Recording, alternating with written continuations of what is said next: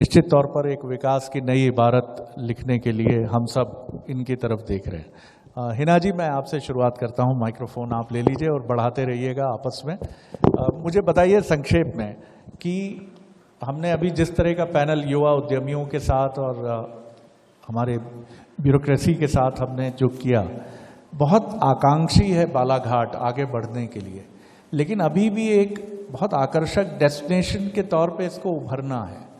मतलब आपको एक जिसको कहते हैं कि एक तेज बल्लेबाजी की जरूरत है। T20 अभी चल रहा है, आपको आगे बढ़कर अब आक्रामक शॉट्स खेलने की जरूरत है। बालाघाट तैयार है इसके लिए? बिल्कुल, बालाघाट हमेशा से तैयार रहा है। और शरद जी, मैं आपको पहले बता दूं कि इससे पहले भी एक बार इसी तरह का मंच था बंसल न्यूज़ का, आप ही लीड कर रहे थे, और उस समय भी मैंने कहा था कि बालाघाट में संभावनाओं की कोई कमी नहीं है, लेकिन जो कमी रही है, जो मैंने महसूस किया है व्यक्तिगत तौर पे, वो राजनीतिक व्यक्तियों की अपनी खुद की इच्छा शक्ति पे डिपेंड करता है। और वो आज भी मैं उसी बात पर कायम हूँ।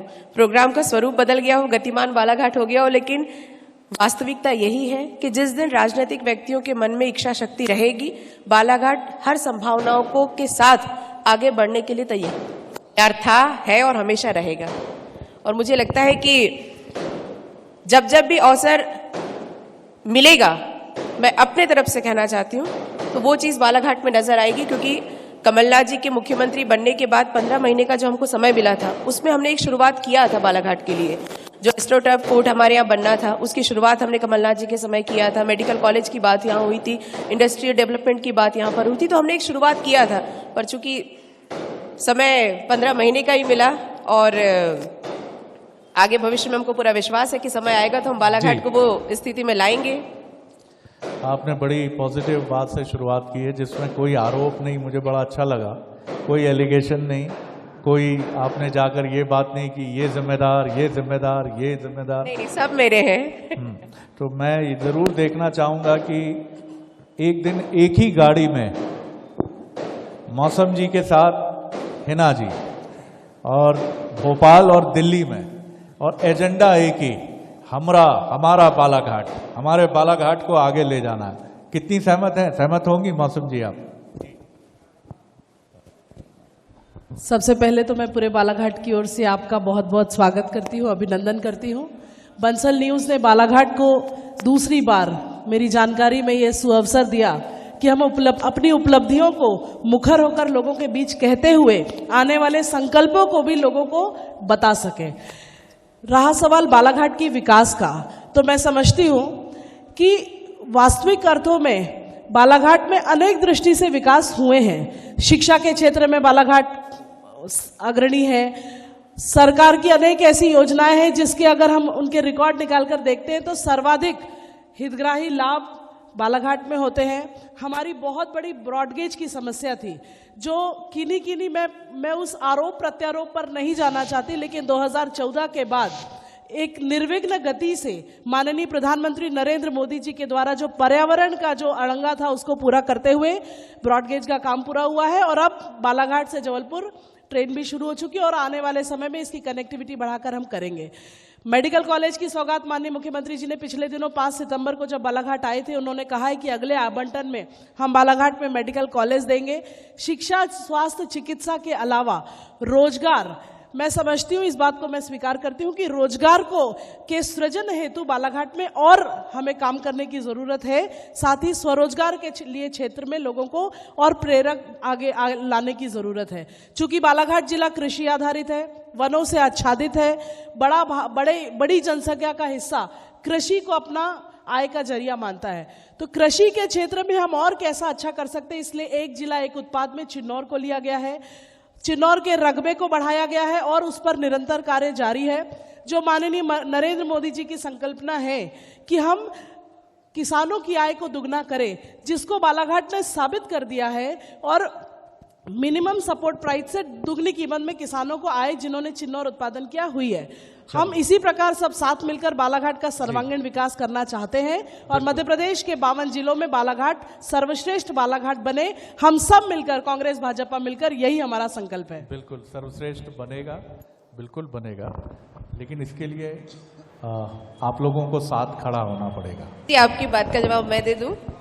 हम दोनों, भले ही हमारा राजनीतिक दल अलग होगा, लेकिन व्यक्तिगत रूप से मौसम दीदी मेरे से बड़ी हैं और मैं हमेशा उनको दीदी मानती हूँ और आगे भी रहेगा हमारा रिश्ता। और केवल राजनीतिक रूप से हमारी पार्टी अलग है, पर हम लोग हैं सब एक ही। अभी थोड़े ही दिन पहले मुझे लगता है कि दिवाली के बाद अंकुट का प्रोग्राम किरनापुर में हुआ था, तो उस प्रोग्राम में मैं भी थी और मौसम दीदी भी वहां उपस्थित हुई। उनको आमंत्रण था तो हम दोनों एक साथ मिले। मैंने आपको घर चलने के लिए ऑफर किया तो आप हमारे साथ घर भी आए और हम दोनों एक ही गाड़ी में आए। लगता है कि जब व्यक्तिगत संबंध हमारे ऐसे हैं तो भविष्य में भी बालाघाट जिले के विकास के लिए जो भी जरूरत पड़ेगी तो हम लोग निश्चित रूप से, देखिए आपने देख ही लिया उदाहरण, बिल्कुल तो बिल्कुल हम हमेशा साथ रहेंगे। हम साथ साथ हैं, ये उम्मीद के वो स्वर हैं जो इस मंच से दो युवा नेताओं की तरफ से सामने आए हैं और दोनों एनर्जी और ऊर्जा से भरी हुई युवा महिलाएं हैं। बहुत स्वागत करने लायक ये बात है। चलिए, अब बात जब हम अभी महिला नेताओं से कर ही रहे हैं तो इसी कड़ी में भारती जी की तरफ मैं चलता हूँ। रैंकिंग, स्वच्छता, ये परीक्षा है। जैसे हम टेलीविज़न चैनल्स के लोग हर सप्ताह हमारा भी परीक्षा परिणाम खुलता है, टीआरपी, और हम उसको देखते हैं कि हम कहाँ खड़े हैं और हमारे प्रतिस्पर्धी कहाँ खड़े हैं। आपके लिए एक बड़ी चुनौती ये भी है कि बालाघाट, क्योंकि बालाघाट का विकास जो है वो एक नियोजित विकास नहीं है। और मैंने ये भी सुना इस शहर में आके कि ये शहर रुक गया है अभी, जैसा इसको डेवलपमेंट के लिए आगे आगे जाना चाहिए, ये आगे जा नहीं रहा है। तो जो एरिया डेवलपमेंट का है वहीं लोग घर खरीदते हैं, वहीं ज़मीन खरीदते हैं, घर बनाते हैं, और वो सारी चीज़ें अब चीख रही हैं कि अब मेरे पास गुंजाइश नहीं है। तो कैसे इन चुनौतियों को आप देखती हैं भारती जी, और कैसे आगे बढ़ेंगी आप? देखिए, 13 अगस्त इस तारीख से जो हमने शपथ ग्रहण ली और मैं, मेरे साथ पूरी मेरी पार्षदों की टीम, हमारे संगठन ने जो कार्यभार संभाला है नगर पालिका में, तब से हम निरंतर कार्यरत हैं।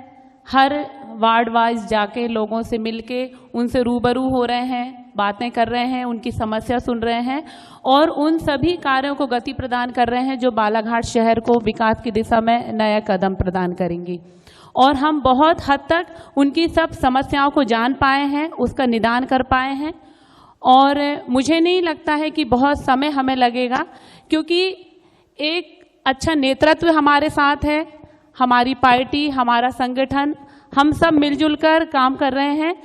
तो उन सब विकास कार्यों को निरंतर अग्रसर बढ़ाने में, जैसे कि अभी हमारी परिषद की बैठक हुई, हमने उन सारे कामों को अपनी परिषद में रखे जो कि पास भी हुए हैं, और बहुत जल्द मुझे विश्वास है कि वो सारे काम जो बालाघाट को एक नई दिशा प्रदान करेंगे विकास की ओर, वो सारे काम बहुत जल्द ही कर दिए जाएंगे।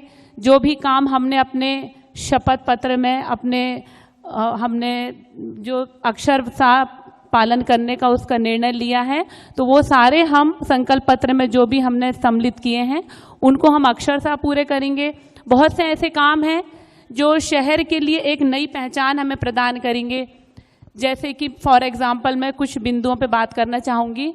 जैसे शहर को मेन जो हमारा लक्ष्य है स्वच्छता, जो हमारे माननीय नरेंद्र मोदी जी का शुभ संकल्प है, उसको लेकर हम निरंतर काम कर रहे हैं। तो स्वच्छता की दिशा में एक नई पहचान मिली है बालाघाट को, मैं बताना चाहूँगी। वैसे सभी इस बात से अवगत हैं कि अभी हाल ही में हुए सर्वेक्षण में बालाघाट को जो पूरे भारतवर्ष में 21वां स्थान मिला है बालाघाट शहर को, और मध्य प्रदेश में दूसरा स्थान प्राप्त हुआ है। तो मुझे नहीं लगता है कि वो समय अब दूर है कि बालाघाट स्वच्छता, स्वस्थता और एक मॉडल शहर के रूप में अपनी पहचान बनाने में ज़्यादा समय उसे लगेगा। बहुत शुभकामनाएं भारती जी आपको, आत्मविश्वास से सधे हुए शब्दों जी में जी आपने जी, अपनी धन्यवाद बात कही है। धन्यवाद। बहुत अच्छी बात है। और स्वच्छता या विकास, मुझे याद है मैं भोपाल एक्सप्रेस जो भोपाल से दिल्ली चलती है, जब ये ट्रेन शुरू हुई और इसको साफ सफाई और स्वच्छता में देश की श्रेष्ठ ट्रेन बताया गया आज से 20 साल पहले, तो उन कर्मचारियों का उत्साह देखने लायक था जो इसकी देखभाल करते थे। वो बहुत खुश थे कि जिस ट्रेन को वो साफ सफाई कर रहे हैं वो अव्वल ट्रेन है। इंदौर में मैंने देखा है सफाई कर्मचारी सबसे ज़्यादा इंतज़ार करते हैं रिजल्ट आने का नगर निगम के, कि ये छठी बार भी हमारा छक्का हम मारने जा रहे हैं। ये आदत बनती है किसी शहर की, बालाघाट की भी ये आदत बननी चाहिए। आप यहाँ बैठे हैं, आपके कपड़ों से, आपके घर से बालाघाट का आकलन नहीं हो सकता है, आपके चेहरे से भी नहीं हो सकता है। बालाघाट जब आपके यहाँ कोई मेहमान आता है मध्य प्रदेश के अलग हिस्से से, तो वो ट्रेन से या गाड़ी से या जिस भी माध्यम से आता है, गोंदिया से आता है, वो पहला आकलन यही करता है कि शहर में स्वच्छता कैसी है। ये महत्वपूर्ण बात है। चलिए अब मैं सम्राट जी की तरफ रुख करता हूँ। सर, परंपरा से आप भी राजनीति को बहुत करीब से देखते हैं, क्या भाव है आपके जिला पंचायत की जिम्मेदारी आप संभाल रहे हैं, बालाघाट विकास की इस दौड़ में कैसे सरपट भागे, क्या सोचते हैं आप? शरद जी, सबसे पहले आपको मैं धन्यवाद देता हूं, क्योंकि मैं तीसरी बार है आपके कार्यक्रम को अटेंड कर रहा हूं। इसके पहले 2 बार पापा यहाँ स्टेज पे हुआ करते थे और आपको बहुत चाहते।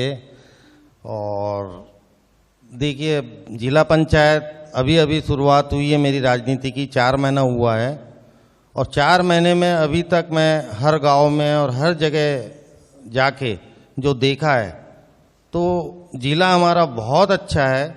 कुछ चीज़ें सुधारने की ज़रूरत है हमको। एक तो जो हमारा मनरेगा का कार्यक्रम है, इसमें कुछ उद्योगों को शामिल करना जरूरी है, क्योंकि कई जगह ऐसा होता है कोई काम नहीं है तो नाली बना दो, जहाँ ज़रूरत नहीं है वहाँ पे भी हो जाती है, तो उस चीज़ को सुधारना जरूरी है। और कहीं कहीं ऐसा लगता है कि हमारे हाथ बंद गए, क्योंकि पहले जो जिला पंचायत का अध्यक्ष होता था या जिला पंचायत जो होती थी वो अध्यक्ष के माध्यम से चलती थी। धीरे धीरे अधिकार उनसे छीनते गए। अभी अधिकार बहुत कम बचे हैं। हर चीज़ के लिए हमें डिपेंडेंट रहना पड़ता है, क्योंकि जिला पंचायत भी अभी जो है विधायक जी और मंत्री जी पहले उनको सुनती है, उसके बाद अध्यक्ष को सुनती है। खेद है मुझे, तो इस चीज़ का दुख है। कई जगह ऐसा भी होता है, नहीं बोलना चाहिए, कि अधिकारियों को चोरी छुपे भी काम करना पड़ता है हमारा। इस चीज़ के लिए मैं थोड़ा रिक्वेस्ट करूंगा कि हम सब जनप्रतिनिधि हैं और हमें ज़िले के विकास के लिए सबको साथ में रह के, अगर मैं कुछ गलत कर रहा हूं तो मेरे मार्गदर्शक सभी है, सभी से मैं अपना मार्गदर्शन भी चाहूँगा। यदि मैं कुछ गलत कर रहा हूं मुझे डायरेक्शन दे, और मैं इस क्षेत्र के विकास के लिए और इस गांव के विकास के लिए और कैसे उद्योग आए यहाँ छोटे छोटे जगहों पे, उसके लिए मैं काफ़ी काम करना चाहता हूँ। आप लोगों के सहयोग की ज़रूरत है। मैं ये तो कह सकता हूँ कि ये जो युवा नेता मेरे साथ मंच पर हैं, ये भविष्य के लिए बहुत उम्मीद जगाने वाले हैं। इनमें से कुछ तो अपने को प्रूव कर ही चुके हैं। हिना जी की मैं बात करूं, मौसम जी भी बहुत ताकत से आगे बढ़ी हैं, लेकिन सम्राट जी ने जिस समरसता की बात की है, समरसता की जिस राजनीति की बात की है, सर मैं बहुत हेड्स ऑफ। ये मैं मालवा में देखता हूं, और ये आप जितने सहज बैठे हैं आप यहाँ, ये बताता है कि आपके भीतर प्रतिद्वंदिता नहीं है। यही बालाघाट की सरलता है, यही आपकी स्ट्रेंथ है। मैं दिवाकर जी की तरफ चलता हूँ। दिवाकर जी, एजुकेशन, हेल्थ और इंडस्ट्री, मध्य प्रदेश की अब यही 3 चीज़ें हैं जो बहुत ज़रूरी हैं। कि मध्य प्रदेश के मुख्यमंत्री शिवराज सिंह चौहान भी स्वीकारते हैं कि उनका पूरा फोकस अब इन चीज़ों पर है, और पीसीसी चीफ कमलनाथ जी भी ये मानते हैं कि मध्य प्रदेश की इन 3 प्रतिमानों पर मध्य प्रदेश को आगे बढ़ना है। आप शिक्षा के क्षेत्र में काम कर रहे हैं, और बालाघाट को शिक्षा में कैसे आगे बढ़ते हुए देखना चाहते हैं? शरद जी, पहले तो मैं आपको गतिमान बालाघाट के इस कार्यक्रम के लिए फिर से आयोजित करने के लिए बहुत बहुत बधाई देना चाहता हूं। इसके पहले भी आपने 2 बार बालाघाट को मौका दिया, उसके लिए भी आपको बहुत बहुत आभार व्यक्त करना चाहता हूं। बालाघाट को गतिमान के लिए मैं सिर्फ ये कहना चाहूँगा कि जैसा गति और मान शब्द है, इसमें हम पिछले 22 साल से शिक्षा के क्षेत्र में काम कर रहे हैं और लगातार हम लोग जो यहाँ समय की डिमांड है उसके अनुरूप हम लोग पाठ्यक्रम भी चालू करते हैं और वो पाठ्यक्रम लाते भी हैं। लेकिन वास्तव में जब हम औद्योगिक निवेश की बात करते हैं और जो हमारे बच्चे प्रोफेशनल एजुकेशन और टेक्निकल एजुकेशन से पढ़ के निकलते हैं उनको बालाघाट में ही रोजगार मिले, इसके लिए आवश्यक है कि अधिक से अधिक औद्योगिक निवेश यहाँ पर हो। और औद्योगिक निवेश के लिए जो आवश्यक है कि उद्योग की गति तेज हो, तो उसके लिए जरूरत इस बात की है कि हमारे यहाँ पहुँचने की गति तेज होनी चाहिए। मैं पिछले 22 सालों से देख रहा हूँ कि हम लोग कहीं ना कहीं आवागमन की सुविधा में पिछड़े हुए हैं और उसके कारण जो है हमारी विकास जो है थोड़ी जो है अभी तक जो आपको बोलते हैं कि विकास की जो स्पीड आ नहीं पाई है, उसका जो सबसे बड़ा कारण है वो हमारी चाहे रेलवे की व्यवस्था हो और चाहे हवाई जहाज की व्यवस्था हो, और दोनों व्यवस्था से हम लोग थोड़े दूर हैं। अगर ये व्यवस्था बालाघाट की बढ़ जाए तो निश्चित ही यहाँ पर जो वन संसाधन है, खनिज संसाधन है और शिक्षा का अच्छा माहौल है, स्वास्थ्य के लिए लगातार यहाँ पे हम लोग आगे बढ़ते हुए काम कर रहे हैं, तो निश्चित ही यहाँ की व्यवस्था सुधरेगी और बालाघाट गति पकड़ेगा और बालाघाट का मान भी बढ़ेगा।